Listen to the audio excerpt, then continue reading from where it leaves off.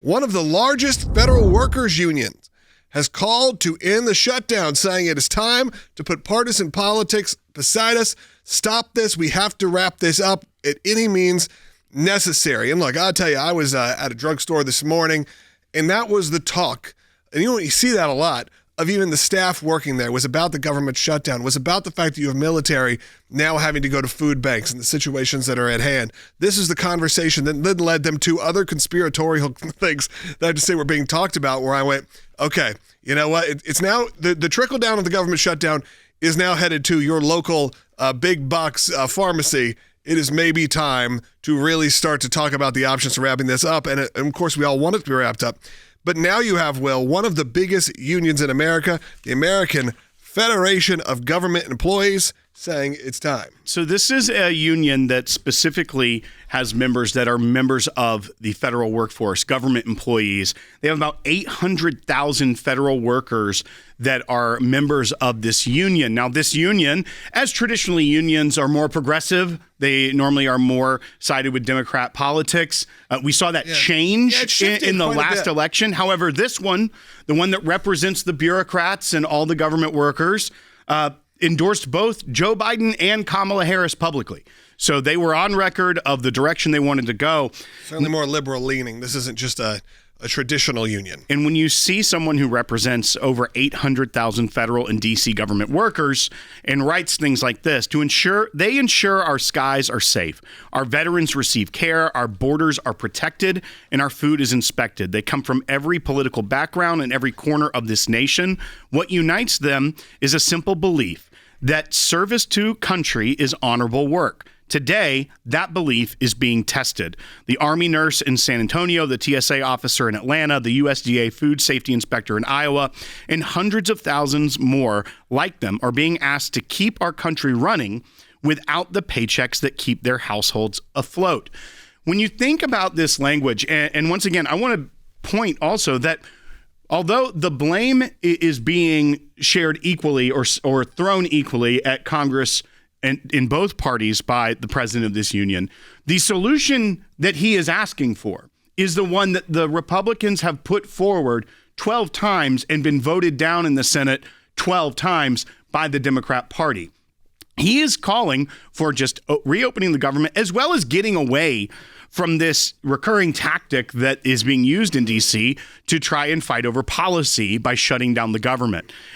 And when you start to also think about how you're talking about hearing it now at the pharmacy, I was doing some reading and research over the weekend and starting to think about when it goes this long, where the trickle down happens. Because you think, okay, well, the private sector, the economy's doing fine. But then you start to think about ranchers or people that are starting projects like construction that require federal permits. Things of that nature. When it's been shut down that long, you could say, okay, a couple weeks, it just kicks down the road a little bit.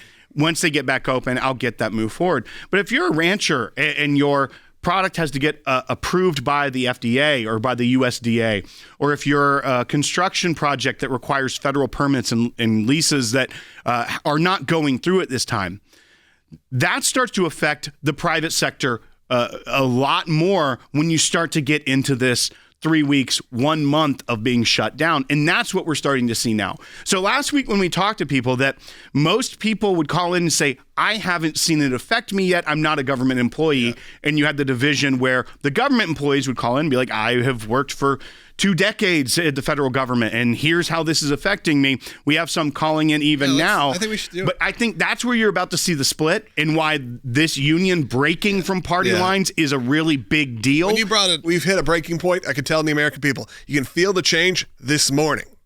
I mean, that is the difference. The fact that you could feel a change happen almost overnight is where we're at. And look, I don't take any of this for granted. I look at it and go, okay, what are we doing here? Where, outside of partisan politics, where do we end up and where we're going? And it does feel like, Will, we've been in a stalemate for such a long time. There is no progress. And when there's no progress, I think that's when the American people start to also lose any hope and just see politics. Because when no one will come to the table, when it is just, well, I'm not budging and I'm not budging, well, we're just going to make everyone suffer. That is where you start to feel a bit like a revolt is coming. There was a story out this weekend. Some ran it as kind of like a a fun interest piece, and others were like, this is how ridiculous it is. But that there's someone in D.C. that's an IRS employee that has started running a hot dog cart to make money in D.C. on the streets of D.C. And he's going in his suit. He's obviously making almost a marketing thing out of it.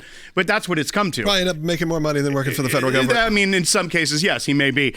But there's always money in the hot dog stand. We go back to this union statement. It says both political parties have made their point, and there's still no clear end in sight. That's exactly what you're saying, is that the stalemate's there. They're not budging either way. And it is starting to trickle down and not just hurt federal government employees, which is awful, but also it's going to start seeping into the entire economy. Yeah. And then you're going to get real vocal people from all over the country on both sides of the aisle saying, knock it off. Yeah, it's happening, folks. It's happening. We need to be really keenly aware of that. You have senators like Chris Murphy, who's one of these people that could end this shutdown by voting with the Republicans on the clean CR. He has this to say. This is how he wants to spin the shutdown.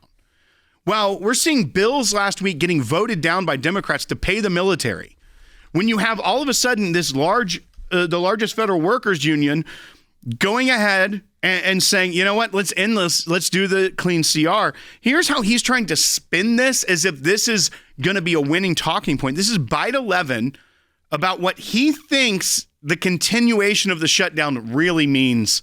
Let's hear from the senator. I think one of the reasons that President Trump is refusing to negotiate is because he likes the fact that the government is closed, because he thinks he can exercise king-like powers. He can open up the parts of the government that he wants. He can pay the employees who are loyal to him. I mean, this is a leader who is trying to transition our government from a democracy to something much closer to a totalitarian state. And so this is part of what happens in totalitarian states. The leader, the regime only decides what things get funded and what don't, often in coordination with their oligarch friends. Him trying to say that this is now what he wants, it's becoming a totalitarian state because he's paying loyalist and not loyalist, is just so absurd and out of touch and is devoid of fact the entire way through it. So I don't know how they can get out there and say this on CNN with a straight face and still think that they're going to be rewarded by their constituents going forward, because it's just the absurdity of it. No part of this. They're the ones that are being hardliners and saying, we are going to get everything we want or we're going to keep the government shut down. Meanwhile, the continuing resolution, it's not like it's the laundry list of Republican spending desires.